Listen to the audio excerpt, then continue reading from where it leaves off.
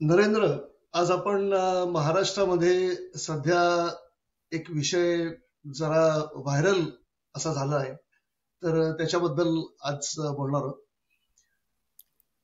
मला वाटतं काल किंवा आज एक नवीन फिल्म प्रदर्शित होणार होती, नवा चित्रपट प्रदर्शित होणार होता. तर त्याचं नाव सुरुवातीला त्याच्या निर्मात्यांनी आणि दिग्दर्शकांनी मनाचे श्लोक असं या चित्रपटाचं नाव ठरवलं होतं. बर तर त्याच्याबद्दल जरा कॉन्ट्रोव्हर्सी झाली आणि बऱ्याच लोकांना सिनेमाचं नाव मनाचे श्लोक असं ठेवल्याबद्दल राग आला आणि त्यांनी तसा त्यांचा तो राग बोलून दाखवला सोशल मीडियामध्ये आणि त्याच्यावर बऱ्यापैकी वादळ थोडे काही दिवस तरी झालं. आणि त्यानंतर आता तो चित्रपट हे जे निर्माते आणि दिग्दर्शक आहेत ते तू बोल ना अशा नवीन नावाने ते प्रदर्शित करतायत. मला वाटतं आज या 1-2 दिवसातच तो प्रदर्शित होतोय. त्याच्या मागे थोडस जाऊन असं मी सांगू शकतो की हे म्हणजे या चित्रपटाचं शूटिंग हे जवळजवळ 6 वर्षांपूर्वी पूर्ण झालं होतं. आणि 6 वर्षांपूर्वी त्याचं सगळं स्केड्यूल ते शूटिंगचं वगैरे पूर्ण झालं होतं आणि त्यानंतर मला वाटतं कोविड वगैरे वेगवेगळ्या कारणांमुळे तो चित्रपट अडकला असावा. आणि त्या चित्रपटाचं नाव मनाचे श्लोक आहे. हे तेव्हाच्या इंस्टाग्रामच्या काही पोस्टवर सुद्धा म्हणजे 19 सालाच्या मधले त्यांच्या काही पोस्ट आहेत. तर तेव्हापासून हे लोकांना सगळ्यांना माहित आहे. पण बऱ्याचदा असं होतं की चित्रपट प्रदर्शित होण्याची जेव्हा वेळ येते तर तेव्हा त्यावेळी ते लोकांच्या समोर एकदम ती गोष्ट अशी येते आणि मला असं वाटतं तो थोडासा प्रकार असावा त्याच्यामधला. तर या संदर्भामध्ये म्हणजे आपण एकदम टोटली आज एक वेगळाच विषय आपण म्हटलं गप्पांना घेऊयात. तर तुला साधारण प्रथम दर्शनी तुला काय वाटतं की सिनेमाच्या नावांवरून अशी एखादी कॉन्ट्रोव्हर्सी या विषयावर म्हणजे काय कुणाची बाजू बरोबर आहे नक्की काय वाटतं तुला याच्यावर? म्हणजे साधारण असं दिसतंय की मनाचे श्लोक समर्थ रामदासांची जी रचना आहे तर तिचा वापर अशा म्हणजे क्षुद्र विनोद करून त्याचा वापर करण्याबद्दल लोकांचा राग असावा असं दिसतंय. बरोबर, एक्झॅक्टली. असे यातले केसेस वेगवेगळे असू शकतात आणि त्या केसमधले लोकांचे राग लोभ काय आहेत त्यात न जाता एक जनरल बोलायचं झालं तर एखादी गोष्ट अशी लाईट हार्टेड ज्याला म्हणतात म्हणजे आपली गंमत म्हणून केलेली त्या पलीकडे त्यात फारसं काही तथ्य नाहीये. असं जर असेल तर ती गोष्ट एवढी सिरियसली घ्यावी की नाही असा एक प्रश्न आहे. म्हणजे गमतीमध्ये लोक बोलून गेले. म्हणजे आता मला हा विषय इतका मजेशीर आहे की कुठले विनोद एकेकाळी केवळ विनोद म्हणून समजले जायचे आणि त्याला वेगळे रंग किंवा वेगळं वातावरण मिळाल्यामुळं तशा गोष्टी आपण हल्ली बोलू देखील शकत नाही. या गोष्टी थोड्या स्थळकाळाच्या सापेक्ष असतात. म्हणजे आता अमेरिकेच्या साहित्यामध्ये देखील म्हणजे गुलामगिरी स्लेव्हरी इथपासून कृष्णवर्णियांचे उल्लेख काही काही पुस्तकात असे आलेले आहेत की ते सगळ्यांना जर रद्दबातल ठरवायचं झालं तर मध्ये ती एक यादी आली होती की मार्क ट्वेन पासून अनेक लोकांना त्यात रद्द करावं लागेल. ह्यातला मुद्दा असा आणि हे मला माहिती की हे म्हणताना असा 100% लागू पडेल असा कुठला नियम समाजकारणामध्ये लागू ठेवणं समाजकारणामध्ये तसा नियम ठरवणं फार अवघड आहे कारण स्थळकाळाच्या संदर्भात या गोष्टी घडत असतात. पण एकंदरीत कॅज्युअली आणि आपली गंमत म्हणून एखादी गोष्ट म्हटली असेल तर एखाद्या लहान मुलांनी खोडी काढली तर आई फार तर त्याच्या हातावर एक चापटी मारेल म्हणेल पुन्हा असं करू नकोस. पण या पलीकडे त्याला काही जास्त शिक्षा करणार नाही. तसा थोडा विषय की कॅज्युअली आणि गमतीत जर ते म्हटलं असेल तर एका पॉइंटला त्याचा बाऊ करून घ्यावा का नाही असा तो मुद्दा आहे. असा एक मुद्दा आहे. तू आता अमेरिकेतल्या कृष्णवर्णियांबद्दलचा ब्लॅक लोकांबद्दलचा जो मुद्दा काढलास तर त्याच्यामध्ये नुसता तो पुस्तकांपुरताच मर्यादित नव्हता. तर त्याच्यावर हॉलिवूडनी सुद्धा तेव्हा काही काढलेली त्या काळामध्ये काढलेली म्हणजे त्या म्हणजे अगदी 100 वर्षापूर्वी नाही साधारण ऍक्च्युअली 100 वर्षापूर्वीच. कारण 1915 साली बर्थ ऑफ अ नेशन नावाचा असा खूप प्रसिद्ध सिनेमा आहे तो. आणि बर्थ ऑफ अ नेशन या सिनेमाचं म्हणजे नाव बघून आपल्याला असं वाटेल की म्हणजे अमेरिका कशी जन्माला आली आणि पुढे अमेरिकेमध्ये कॉलनीवाल्यांनी कशी ती कॉलनी वसवली वगैरे म्हणजे हा सगळा अमेरिकेचा इतिहास म्हणून जरी तो असला तरी त्याच्यामध्ये काळ्या लोकांचं जे वर्णन किंवा काळ्या लोकांना ज्या प्रकारे त्याच्यात दाखवलं गेलेलं आहे, समाजातला खालचा घटक म्हणून दाखवलं गेलं आहे आणि त्याच्यामध्ये अतिरेकी कुक्लक्स क्लॅन सारख्या काही घटकांना हे अतिशय चांगले आहेत असं दाखवलं गेलंय त्याच्यामध्ये. तसाच एक डिस्नेचा एक मूव्ही होता सॉंग ऑफ द साऊथ या नावाचा. आता डिस्नी ही तर म्हणजे लहान मुलांसाठी बऱ्याचशा त्यांच्या फिल्म्स वगैरे असतात, पण त्या सॉंग ऑफ द साऊथ मध्ये प्लांटेशनवर आणि गुलामगिरी मधले जे काळी मंडळी होती ती अत्यंत आनंदात कशी होती असं त्याच्यात दाखवलं गेलेलं आहे. आता सिनेमा म्हणून त्याच्याकडे बघायचं म्हटलं तर एक वेगळा भाग आहे, पण त्याच्यामध्ये जर तुम्ही हे इतिहासाचं खरं पोर्ट्रेट आहे का असं बघायला गेलात तर ते पूर्णपणे चुकीचं पोर्ट्रेट होऊ शकेल. त्यामुळे आताच्या काळामध्ये आणि एक्झॅक्टली तू जे म्हणालास तोच भाग आहे की त्याच्यामध्ये एक रिलेटिव्ह सगळा भाग आहे, सापेक्षता आहे. कारण तेव्हा ज्या गोष्टी लोकांना तेवढ्या आक्षेपार्ह वाटल्या नसत्या किंवा नव्हत्या, आताच्या दिवसांमध्ये त्या निश्चितच आक्षेपार्ह वाटतील. आणि आता तर आपण अमेरिकेमध्ये गेल्या 10 वर्षांमध्ये बघतोय की आतापर्यंत जी पुस्तकं अमेरिकेमध्ये पब्लिक लायब्ररीज मध्ये सर्रास मिळत होती ती गेल्या 10 वर्षांमध्ये अनेक पुस्तकं त्यातली बॅन होत चाललेली आहे. आणि एखादा शब्द एखाद्या पुस्तकातला जर कोणाला आवडला नाही तरी सुद्धा नुसती जर तक्रार केली तुम्ही तर ते लायब्ररीतनं ते पुस्तक आज अमेरिकेतनं काढलं जातं. हे दिवस बदलले आहेत आणि याचा अर्थ मुळातला मुद्दा चूक आहे का बरोबर आहे याच्यापेक्षा मला असं वाटतं it is a factor of the days we live in, the times that we live in, आणि त्याच्या दृष्टीनेच त्याच्याकडे बघायला पाहिजे. आणि नाही हे बरोबर आहे, फक्त म्हणजे हे रिलेटिव्ह हे तर आपण सिद्ध केलं, पण या बाबतीत लोकांची मनोधारणा कशी असावी यावर आपण थोडं बोलावं असं मला वाटतं की माझं निश्चित या बाबतीत मत आहे.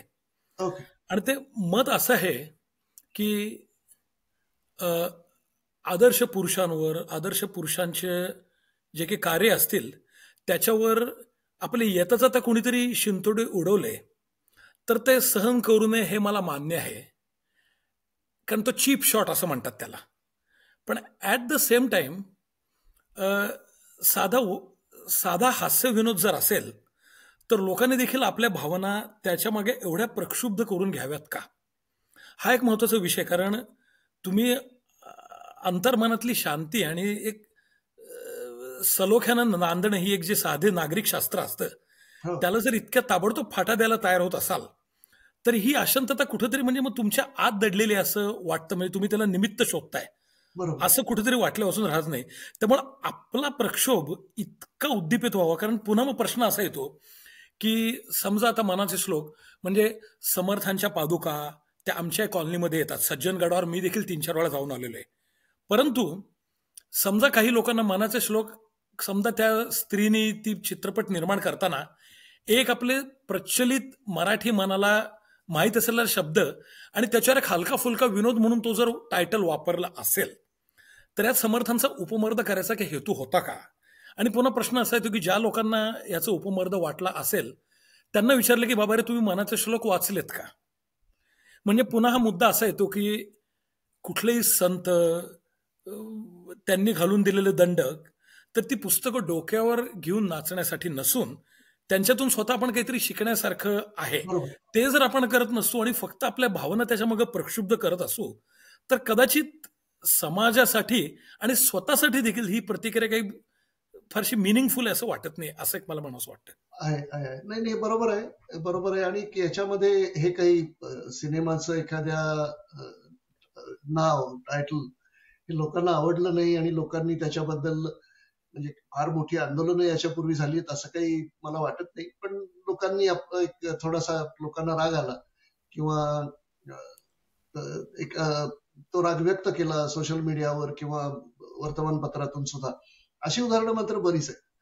याच्यामध्ये अगदी रिलिजियस किंवा ह्याच्याबद्दलचं उदाहरण सांगायचं झालं तर last temptation of the Christ हा खूप फेमस चित्रपट बऱ्याच वर्षांपूर्वी, जवळजवळ 40 वर्षांपूर्वी अमेरिकेत आला होता. 45 वर्ष झाली असेल.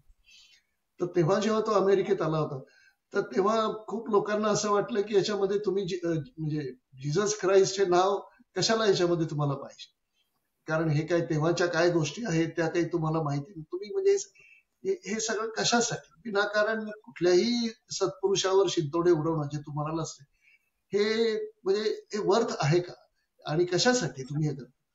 तर त्यामुळे मग त्यांना त्या चित्रपटाच्या निर्मात्यांना त्याचं नाव बदलून द लास्ट टेम्पटेशन असं फक्त त्यांनी त्याचं नाव केलं. आणि याच्याशिवाय सुद्धा असे बरेच म्हणजे रिलिजियस थीम्सवर आधारित असे बरेच सिनेमे आहेत, विशेषतः पाश्चात्यांच्याकडे, की ज्याची नावं बदलली गेली लोकांचा क्षोभ झाला म्हणून. आणि त्याच्याशिवाय अशी गमतीशीर सुद्धा अशी बरीच उदाहरणं आहेत की आता डिस्नीचाच एक सिनेमा होता. तर डिस्नीचा सिनेमा मोयाना नावाचा एक सिनेमा होता. तर तो त्या सिनेमाला इटलीमध्ये त्यांना त्याचं नाव बदलावं लागलं, कारण इटलीमध्ये ते नाव एका फार मोठ्या अडल्ट फिल्म ऍक्ट्रेसचं आहे. तर ते नाव तिथे इटलीमध्ये कोणी जर गुगल सर्च केला त्या सिनेमाच्या नावाने तर लहान मुलांना भलतंच काहीतरी त्याच्यामध्ये दिसण्याची शक्यता आहे. म्हणून मग त्यांनी त्या सिनेमाचं नाव बदलून ओशियानिया असं इटलीमध्ये त्या सिनेमाचं नाव त्यांना बदलावं लागलं. आपल्याकडे भारतामध्ये सुद्धा याच्यापूर्वी सिनेमाची नावं बदलली जाण्याचा आणि लोकांनी तक्रार करण्याचा गेल्या काही वर्षामध्ये पद्मावती नावाचा एक सिनेमा पद्मावतीचं उदाहरण देणार होतो मी. आता पद्मावतीचं नाव, कारण ते पद्मावती म्हणजे पद्मावती राणी असं ते झाल्यामुळे, आणि मग तुम्ही ठराविक राजपूत समाजाबद्दलच तुम्ही काहीतरी म्हणताय वगैरे, याच्याऐवजी मग त्यांनी त्याचं नाव बदलून कवितेचं जे नाव आहे पद्मावत म्हणून ते नाव ठेवलं. किंवा बिल्लू बार्बर नावाचा आपल्याकडे एक सिनेमा आला होता. तर बिल्लू बार्बर या सिनेमाचं नाव जी मंडळी त्या केश कर्तनालयाच्या व्यवसायामध्ये आहेत त्यांना स्वतःला बार्बर कोणी म्हणतं हे आवडलं नाही, त्यामुळे मग त्याचं नाव शेवटी बिल्लू बार्बरच्या ऐवजी फक्त बिल्लू असं केलं.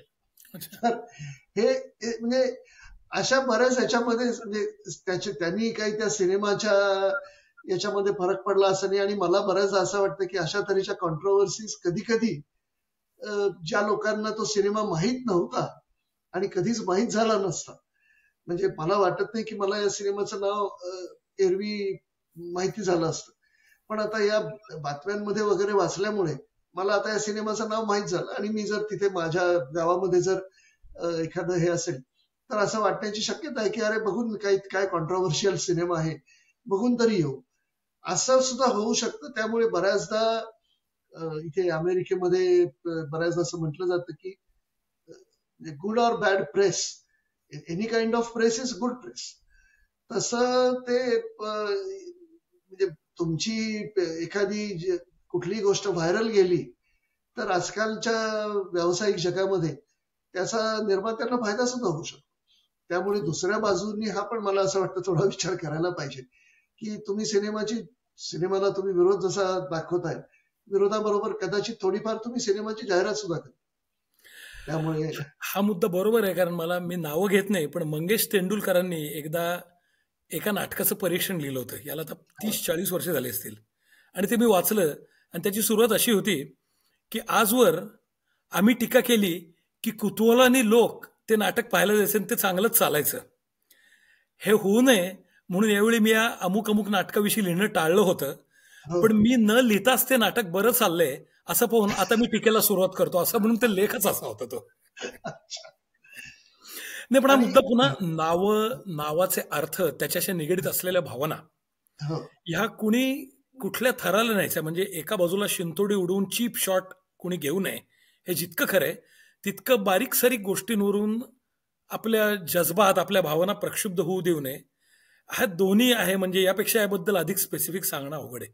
हो हो, नाही, आपल्याकडे थोडाफार त्याच्यामध्ये काय होतं की ज्याला मॉब सायकोलॉजी त्याच्यामध्ये हळूहळू त्याच्यामध्ये घुसते, आणि एका समूहामध्ये एकदा ते विरोधाचा एक तो जो क्रिटिकल त्याचं मास आहे ते वाढलं तर त्याच्यातनं तोडफोड वगैरे होऊ शकते आपल्याकडे, आणि ते मला असं वाटतं त्या ज्या गोष्टी आहेत त्याच्यातनं हिंसाचार होणं हे तर म्हणजे अतिशय चुकीची गोष्ट आहे सगळी. त्यामुळे तुम्हाला विरोध जर योग्य प्रकारे करता आला, आणि मला असं वाटतं की कुणाला त्याच्यामध्ये काही लोक जास्त सेन्सिटिव्ह असतात या बाबतीमध्ये, तर त्यांनी तो विरोध सोशल मीडियातून व्यक्त करणं वगैरे, हे हल्ली अशी माध्यमं बरीच उपलब्ध आहेत, त्यामुळे करावा, जरूर करावा, तो काही मुद्दा नाही. आणि मला असं वाटतं की या केसमध्ये असं झालं की निर्माते आणि दिग्दर्शिका दोघांनाही त्यांनी नाव बदललं, त्यामुळे ते आंदोलन यशस्वी झालं असं म्हणायला हरकत नाही या दुसऱ्या बाजूचं. पण तरी सुद्धा म्हणजे मुळातच या गोष्टी मला असं वाटतं गेल्या काही वर्षांमध्ये हळूहळू या बाबतीतली सेन्सिटिव्हिटी जी आहे तर ती थोडीशी वाढलेली दिसते. आणि मला एक त्याच्यामध्ये म्हणजे आपल्याला माहितीये की कितीतरी वर्षांपूर्वी झाली, 4-5 दशकं झाली असतील, तर पण त्याच्यावेळी मंगेश पाडगावकरांचं उदास बोध नावाचं पुस्तक एक होतं, आणि त्यावेळी कोणाला म्हणजे आता त्यावेळी कोणी त्याच्याबद्दल काही विरोध व्यक्त केला किंवा त्यांना काही नाराजी बोलून दाखवली असेल तर माहिती नाही. पण मला असं वाटतं की हल्लीच्या काळामध्ये एकंदरीतच गेल्या 10, 20, 30 वर्षांमध्ये थोडस लोकांची सेन्सिटिव्हिटी ही वाढली आहे, लोकांचा स्ट्रेस वाढला आहे. आणि मला वाटतं ते एक त्याचं दुसरं कारण आहे की आपल्या नॉर्मल जीवनातला स्ट्रेस, आपण आपल्या आधीच्या पॉडकास्टमध्ये याच्याबद्दल बोललोय की पूर्वीचे दिवस आपल्याला छान वाटतात कारण आपल्याला तेवढा स्ट्रेस नव्हता त्या काळी. आणि म्हणजे फार तर म्हणजे लोकांचे पगार जेव्हा 1000-1200 हा म्हणजे उत्तम पगार समजला जायचा, तर त्यावेळी बाकी काही असे इतके स्ट्रेस नव्हते. हल्ली त्या मानाने इतके जास्त स्ट्रेसेस आहेत लोकांना की त्याच्यामध्ये हा आणखी सगळं असं ते काट्यावर आल्यासारखं थोडस झालेलं आहे. आणि मग एखादी छोटीशी ठिणगी जरी पडली तरी त्याच्यातनं आंदोलन उभी राहतात. हा त्यातला वाईट भाग आहे की हे करताना स्वतःची मनस्थिती किती आपण बिघडून घ्यायच्या पातळीवर आलो हा विचार लोकांनी करावा. मला एक तर आठवते की माझा तो मित्र होता जयंत निबंधे, तो मला सांगायचा की त्याच्या गावात काही लोक होते, तो एका गावात जाऊन राहायचा नोकरीसाठी. तर तिथले काही लोक त्याला म्हणाले की एखाद्या दिवशी आम्हाला सुट्टी हवी असेल तर वर्षातून 1-2 वेळा आम्हीच एखाद्या पुतळ्याची थोडीशी विटंबना करतो, की दुसऱ्या दिवशी सुट्टी मिळते, म्हणजे मारामारी होऊन. यातलं लक्ष ठेवण्याचा मुद्दा की आपण पुन्हा एकदा आपली शांतता असल्या गोष्टींनी एवढी ती बिघडू द्यावी का, हा थोडा विचार प्रत्येकाने करणं आवश्यक आहे. विनोदाच्या पातळीवर बोलायचं झालं तर मला आठवते श्रीधर फडणवीसांचं एक व्यंगचित्र, ते व्यंगचित्र काढायचे. तर लहानपणी एक वाचलं होतं, म्हणजे नावांवरून होणारी गंमत यावरून मला आठवलं की तो तिकीट कलेक्टर येऊन त्या बाईला म्हणतो, ट्रेनमधून प्रवास करत असते आणि काय हे म्हणला, सोन्याचा घड्याळ आणि मोत्याचा पट्टा खिडकीतून खाली पडला म्हणून तुम्ही चेन ओढून गाडी थांबवलीत आणि कुठे काही तसं काही नाहीच आहे. तर ती तिच्या हातातल्या बाळाकडे बोट दाखवून म्हणते, हा माझा सोन्या आणि त्याचं हे प्लॅस्टिकचं घड्याळ, आणि त्या कुत्र्याकडे बोट दाखवून म्हणते, हा मोत्या आणि त्याचा हा पट्टा. हे पडले होते. म्हणजे यातला मुद्दा असा की शब्दांना संदर्भानुसार अनेक अर्थ असतात, पण त्याचा पराचा कावळा करण्यापूर्वी एक रिॲक्शन देण्यापूर्वी माणसाने थोडा विचार करावा. करेक्ट. आणि ह्याच्यामध्ये थोडंसं हल्ली काय झालेलं आहे की प्रत्येक गोष्टीला राजकीय रंग येतात, आता राजकारण येतच. बरोबर. आणि राजकारण प्रत्येक गोष्टीमध्ये येतं. तर ते मला असं वाटतं की ते कदाचित म्हणजे बरंचसं जे सोशल कॉन्व्हर्सेशन आहे, सामाजिक एक सुसंवाद जो पाहिजे, त्या सुसंवादामध्ये कुठेतरी सगळं वातावरण राजकारण आलं की ते सगळं गढूळ होतं. आणि त्याच्यातनं सुसंवाद होण्याच्या ऐवजी लोकांना हे लक्षात येत नाही की राजकारणी मंडळींना याच्यामध्ये सुसंवाद न होणं हाच याच्यातच त्यांना इंटरेस्ट असतो. आणि त्यामुळे आपण म्हणजे या सगळ्याचा जो अंतिम परिपाक आहे याचा फायदा कोणाला मिळत असेल तर तो फक्त काही ठराविक राजकारण्यांना मिळतो. आणि कारण आपला म्हणजे आंदोलन करणाऱ्यांचाही वेळ जाणार, ज्यांनी हे काही कलाकृती वगैरे जे काही करतात त्यांचाही याच्यामध्ये वेळ जाणार, कुठेतरी सार्वजनिक मालमत्तेचं नुकसान होणार. तर या सगळ्या मागे खूप बेनिफिट्स फ्रॉम धिस हे थोडंसं बघायला पाहिजे. कारण शेवटी all roads lead to that money आणि पॉवर, हे शेवटी आपल्या लक्षात घेतलं पाहिजे की याचा कुणाला तरी फायदा होतोय आणि कोण त्याचा फायदा करून घेतय का, आणि आपल्याला कोणी वापरतंय का, हे पण लोकांनी थोडस याच्यामध्ये बघायला पाहिजे. आपल्याला कोणी वापरते का यातला फार मोठा महत्वाचा मुद्दा आहे. कारण जेव्हा म्हणजे जाहिरातदारांपासून ते घोषणाबाजीपर्यंत बऱ्याच लोकांनी ओळखलेले आहे की असे काही शब्द नुसते उच्चारले की ते ट्रिगर केल्यासारखं माणसांच्या प्रतिक्रिया करतात. जाहिरातदारांनी याचा फार चांगला उपयोग करून घेतलेला आहे.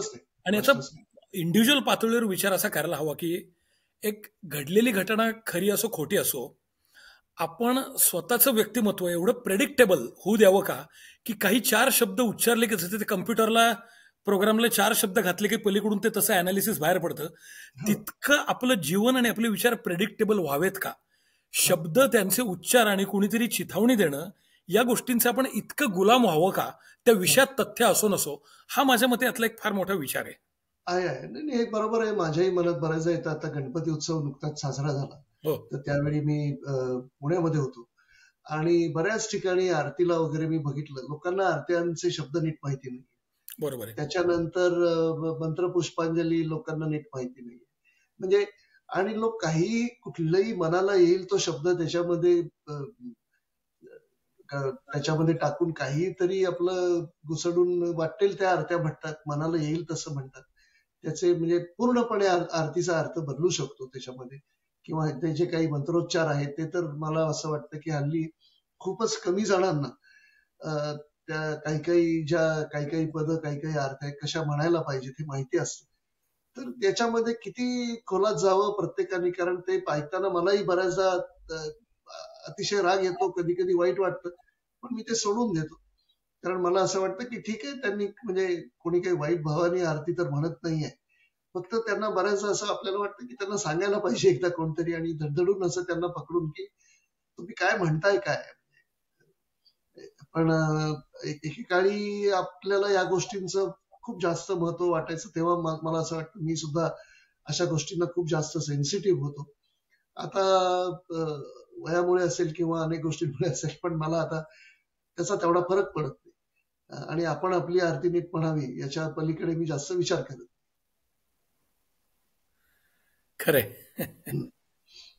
आणि हे सगळं म्हणजे थोडं काय की काही ठिकाणी काही कॉन्ट्रोवर्सीज या किती सिरियस आहेत आणि त्या किती मॅन्युफॅक्चर्ड आहेत हे सुद्धा थोडंसं बघायला पाहिजे की प्रत्येक याच्यामध्ये. कारण आता काय झालेलं आहे हल्ली की बऱ्याचशा वाहिन्या ज्या आहेत आपल्याकडच्या मीडिया, तर त्यांना ते न्यूज सायकल आणि गोष्टी अशा तऱ्हेच्या होणं हे मीडियाच्या दृष्टीने फार फायद्याचं असतं. एरवी तुम्ही तुमच्या 24 तासामध्ये कदाचित त्या टीव्ही समोर तेवढा वेळ काढणार नाही, पण अशा तऱ्हेची कॉन्ट्रोवर्सी काही झाली तर तुम्ही त्या बातम्यांना चिकटून बसता. तुम्ही अगदी टीव्हीला चिकटून बसून त्या बातम्या बघाल, कारण काहीतरी कॉन्ट्रोवर्सी आहे. आणि आपले राजकीय नेते सुद्धा त्यामुळे बऱ्याचदा अशी भाषणं करतात की आपल्याला असं वाटतं की अरे बापरे, काहीतरी भयंकर झालेलं आहे. आजच मला एक मेसेज आला, त्याच्यामध्ये फार छान त्या माणसाने टाकलं होतं की तो म्हणाला की हल्ली इतका सगळा स्ट्रेस आहे की म्हणजे सकाळी 6 पासून जर तुम्ही बातम्या बघितल्या तर त्या 6 पासून सकाळी सुरू होणाऱ्या बातम्यांमध्ये इकडे हे तिकडे ते, इकडे हे झालं तिकडे ते झालं. तुम्ही उठल्यापासूनच तुमचा स्ट्रेस जो काही नसेल, समजा तुमची चांगली झोप झालेली आहे तर तो ते 500% तो स्ट्रेस ते वाढवतात. आणि याच्या पूर्वी 40-50 वर्षांपूर्वी दूरदर्शन जेव्हा होतं, तो एकच चॅनल जेव्हा होता, तेव्हा आपल्याला माहिती आहे की सकाळचं ते शांत मंद म्युझिक आपलं त्यांचं चालू झालं की असेल नसेल तो तुमचा स्ट्रेस जात असेल. आपल्याकडच्या रेडिओच्या म्युझिकचं सुद्धा जे मेन्युहिन वगैरे मी त्याची ट्यून केली असं म्हणतात, तर ते सुद्धा इतकं शांत. तुम्ही सकाळी उठल्यानंतर एक शांत सुंदर सकाळ तुमची सुरू व्हायला पाहिजे का? तुम्हाला काहीतरी इथे गुन्हेगारी चालली, इथे हे चाललंय, या नेत्यांनी असं काहीतरी म्हटलं, त्या नेत्यांनी असं काहीतरी विधान केलं, म्हणजे तुमचा दिवस खराब सुरू होतो. संध्याकाळच्या बातम्यांमधले जे अँकर असतात त्यांना प्रत्येकाला टीआरपी पाहिजे, प्रत्येकाला रेटिंग पाहिजे. आणि या रेटिंगच्या त्या गर्दीमध्ये मला असं वाटतं की एक शांत जीवन जगायला काही हरकत नाही. हा जो एक सिम्प्लिस्टिक भाग आहे त्या सगळ्या मागचा, तर तो कदाचित म्हणजे कुणीतरी मुद्दामून करत असल्यासारख्या कॉन्ट्रोवर्सीज कधी कधी आपल्याला जाणवत. बरोबर आहे, बरोबर आहे. ते नावात काय वगैरे असं ते शेक्सपियर, त्यावर अनेक लोकांनी अनेक भाष्य केलेली आहेत. हो हो. पण पुन्हा मुद्दा हाच येतो की शब्द, त्याचा अर्थ, त्याचा संदर्भ आणि त्याच्याशी अशा म्हणजे बटन दाबवत अशा निगडीत असलेल्या तुमच्या भावना, हा सगळा जो कार्यकारण भाव आहे तो म्हणजे आता मंत्र उच्चार किंवा स्तोत्र वगैरे लोक म्हणतात, किंवा चांगलं रामनाम घ्या किंवा कीर्तन भजन करा हे म्हणतात. त्यामागं असं असतं की त्या शब्दांची चांगली व्हायब्रेशन्स कुठेतरी तुम्हाला त्याचा जीवनात फरक पडतो. हे जसं खरं आहे तसं काही शब्द उच्चारल्याने माणसांचा प्रक्षोभ आणि राग वाढतो, हे देखील खरं आहे.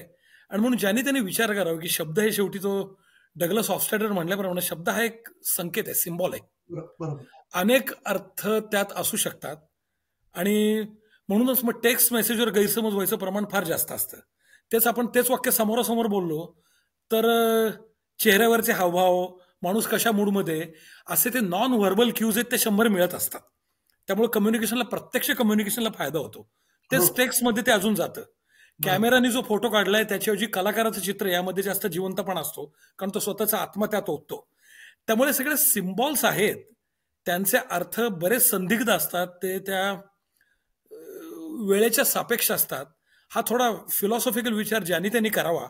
आणि यातला मुख्य मुद्दा की एखाद्या रोबोटला ते कळसूत्री बाहुलीला किल्ली दिल्यावरती जशी चालायला लागेल, तसं काही विशिष्ट शब्द, काही विशिष्ट भावना, या सगळ्यांच्या आपण आहारी गेलेलो आहोत का, आणि तसं यंत्रवत आयुष्य आपण जगतोय का, याचा एक या निमित्तानं मोठा विचार करणं प्रत्येकाने आवश्यक आहे, करायला पाहिजे. आणि लोकांना जर उद्योग असतील आणि लोक जर बिझी असतील तर अशा गोष्टींकडे लोकांचं लक्ष जात नाही. पण बऱ्याचदा परत मला असं वाटतं की राजकारणी मंडळींचं ह्याच्यामध्ये फार मोठा एक हिताचा भाग असा असतो की त्यांच्याकडे अशा फौजा आहेत की ज्या बाकी काहीच करत नाहीत, त्या रेग्युलर नोकऱ्या सुद्धा करत नाहीत, तसेच नुसते त्यांच्या आदेशाची वाट बघत ही मंडळी बसलेली असतात बऱ्याचदा. आणि कुठे काही नवीन घडवता येतंय का असंही ते त्यांच्या, म्हणजे हे जो तो याच्यामध्ये अगदी मीडियाच्या लोकांपासून, बातमीदारांपासून, पत्रकारांपासून प्रत्येक जण आपलाच फायदा बघणार, याच्यामध्ये काही चुकीचा असा भाग नाहीये. परंतु मला असं वाटतं की शांतता बिघडवू देणं त्याच्यामध्ये हे काही तेवढं म्हणजे कुणालाच ते फायद्याचं नाही.